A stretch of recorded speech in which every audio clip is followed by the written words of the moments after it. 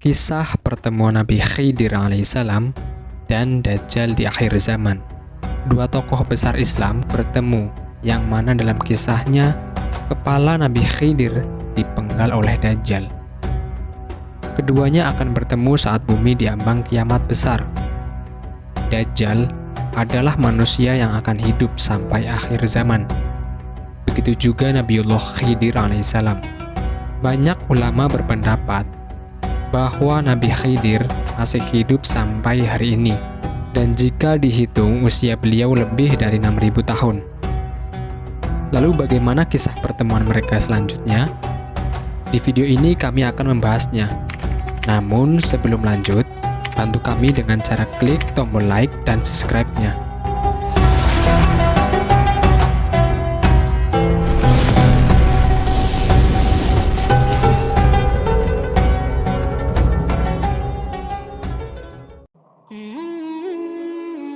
Assalamualaikum warahmatullahi wabarakatuh. Saudara-saudaraku yang dimuliakan Allah, semoga kita semua dalam keadaan sehat walafiat. Amin ya robbal alamin.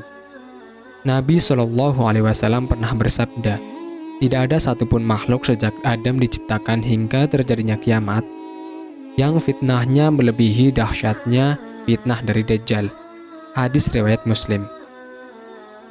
Sepanjang sejarah kehidupan manusia, dari Nabi Adam hingga hari kiamat nanti, hanya Dajjal yang bisa menipu dan membuat fitnah terbesar sepanjang sejarah.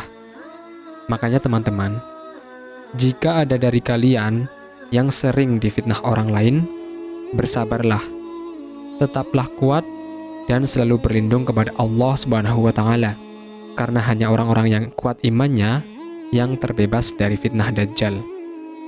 Jika Dajjal sudah muncul, artinya saat itu bumi telah diambang kiamat kubro atau kiamat besar. Saat ini Dajjal sedang dipenjara di suatu pulau dan menunggu untuk keluar saat bumi mengalami musim kemarau parah selama 3 tahun. Bukan musim kemarau seperti sekarang-sekarang ini, yang mungkin cuma 1, 2 atau beberapa bulan saja. Bagaimana rasanya teman-teman? Pasti banyak dari kita yang mengeluh kan? Minta cepat-cepat diturunkan hujan, namun giliran hujan turun, kemudian terjadi banjir, kita mulai mengeluh lagi. Coba bayangkan teman-teman, saat itu adalah masa yang sangat sulit. Tanaman gagal panen, hewan ternak juga banyak yang mati. Tak ada air sama sekali yang menetes ke bumi. Tanah menjadi luar biasa kering dan suhu menjadi sangat panas.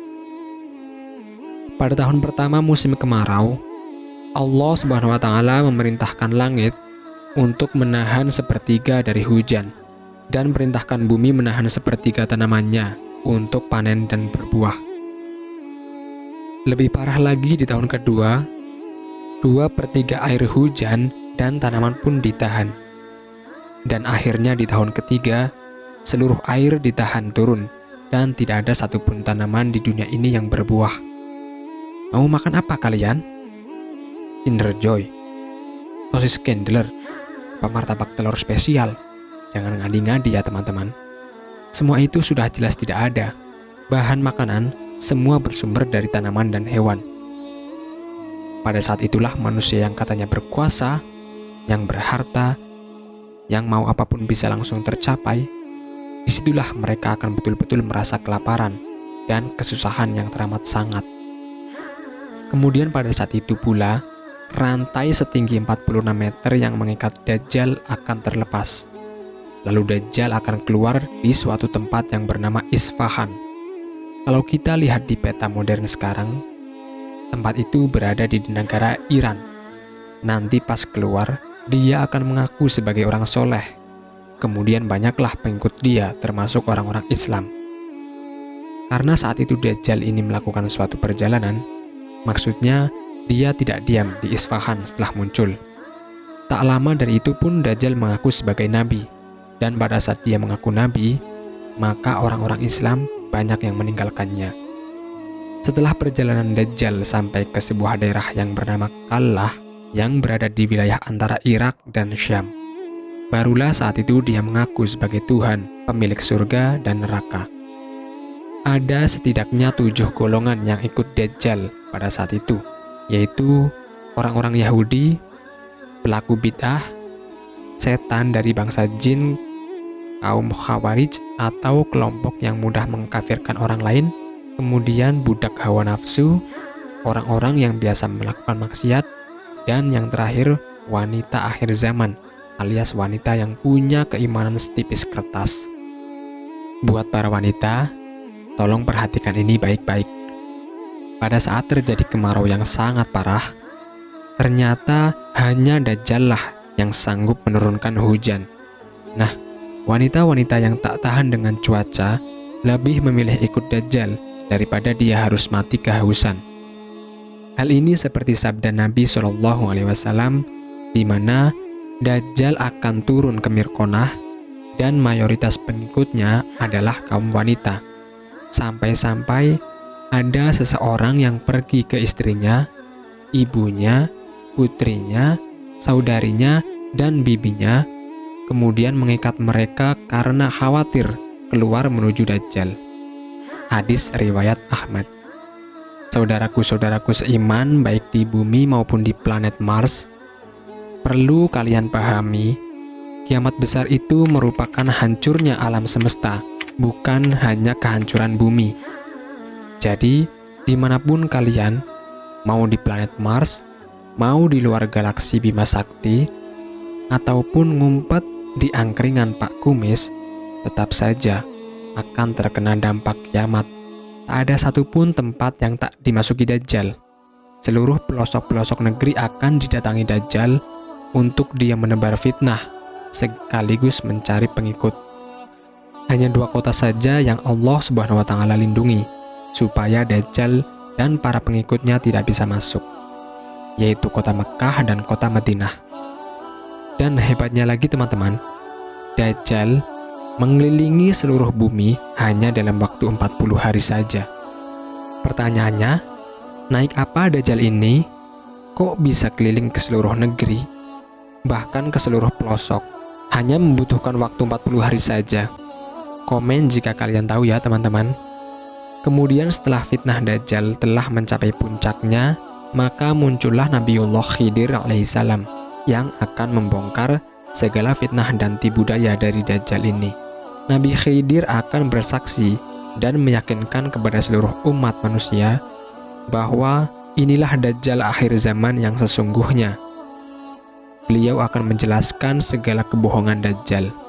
Dan pada saat itulah Dajjal akan memenggal kepala Nabiullah Khidir.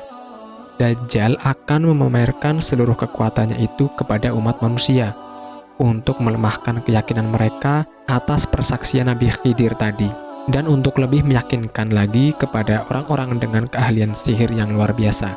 Saat itu, Dajjal menghidupkan kembali Nabi Khidir yang sudah terpenggal. Dengan bangga, Dajjal berkata kepada mereka, "Bukankah kalian sudah melihat kekuasaanku sebagai Tuhan?" Ketika itu, orang-orang pengikut Dajjal semakin yakin kalau dia adalah Tuhan. Lalu Nabiullah Khidir kembali menentang perkataan Dajjal tersebut. "Wahai umat manusia, dia tidak akan melakukan hal seperti ini terhadap seorang pun setelah aku." Kemudian Dajjal pun memenggal lagi Nabi Khidir untuk yang kedua kalinya. Namun atas izin Allah Subhanahu wa Ta'ala, ketika itu Dajjal tak mampu untuk membunuhnya dengan cara yang sama. Bahkan pedang atau gergaji pun tak sanggup untuk membunuh Nabi Khidir alaihissalam. Kemudian dikisahkan, Dajjal pun melempar Nabi Khidir ke neraka terakhir. Di dalam hadis dijelaskan, orang-orang yang menyaksikan kejadian itu mengira bahwa Nabi Khidir betul-betul dilemparkan ke neraka. Rasulullah SAW menegaskan, padahal ia dilemparkan ke surganya Allah Subhanahu wa Ta'ala. Derajatnya mulia dan dia adalah syuhada di sisi Allah Subhanahu wa Ta'ala. Setelah kejadian itu, barulah sebagian umat semakin yakin dan segera berbaiat kepada Imam Mahdi. Rasulullah SAW bersabda, "Pria ini adalah orang yang derajatnya paling dekat denganku, sekaligus syuhada yang paling agung di mata Tuhan semesta alam." Ajal Nabi Khidir ditunda sampai ia mengingkari Dajjal. Dua kutipan hadis tersebut berasal dari riwayat Abu Sa'id Al-Khudri. Sobat channel tentang kalimat yang dimuliakan Allah, ada perbedaan pendapat dari para ulama. Ada yang berpendapat bahwa Nabi Khidir sudah wafat, dan ada juga yang berpendapat Nabi Khidir masih hidup. Namun sebagian besar para ahli hadis mengatakan Nabi Khidir masih hidup dan akan terus hidup sampai Dajjal keluar nanti.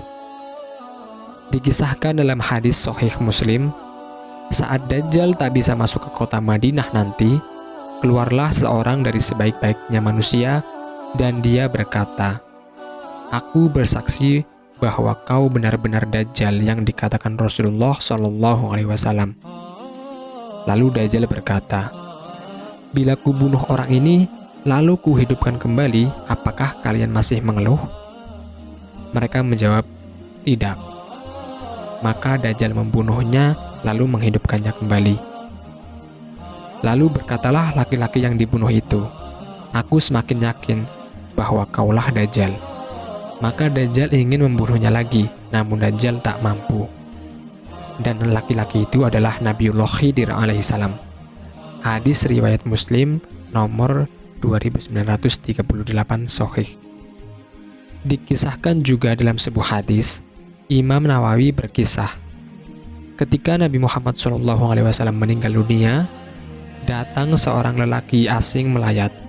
Maka berkata Sayyidina Abu Bakar dan Sayyidina Ali bin Abi Thalib. Lelaki itu adalah saudara Rasulullah SAW, yaitu Khidir. Dijelaskan oleh Imam Nawawi bahwasanya Nabi Khidir tinggal di laut dan beribadah di laut. Beliau berpendapat demikian berdasarkan dari isi surat Al-Kahfi yang mengisahkan Nabi Musa bertemu Nabi Khidir yang sedang beribadah di tengah laut. Dan ada beberapa kisah para wali Allah, orang-orang soleh dan ulama, ada yang pernah berjumpa dengan Nabi Khidir alaihissalam. Sebagian ulama juga menjelaskan bahwasanya ciri-ciri Nabi Khidir alaihissalam adalah beliau memiliki ibu jari yang tak bertulang, dan memang tanda beliau demikian sejak lahir.